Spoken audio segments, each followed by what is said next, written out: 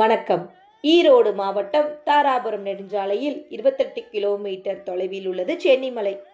முன்னொரு காலத்தில் அனந்தன் மற்றும் வாயு தேவனுக்கு தங்களில் யார் பெரியவன் என்ற போட்டி எழுந்தது.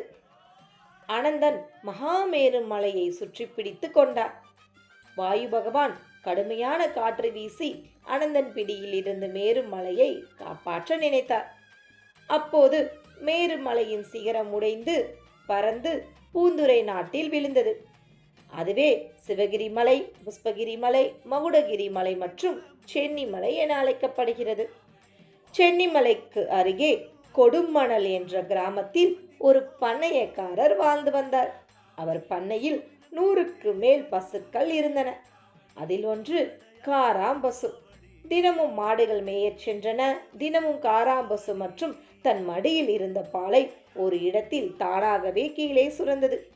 இதை பல நாள் பார்த்து வந்த வேளையால் இதை பண்ணையாரிடம் கூறியதும் அந்த இடத்தை தோண்டி பார்த்தபோது 6 அடியில் பூரண முகப்புலிவுடன் ஒரு கற்சிலை தெரிந்தது.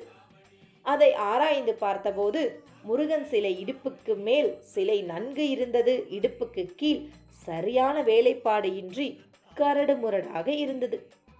அதனால் சிறந்த சிற்பினை கொண்டு உளியினால் சரி செய்ய சொன்னார். சிற்பி சிலையில் ஒளிப்பட்டதும் இரத்தம் பீரிட்டு வந்தது.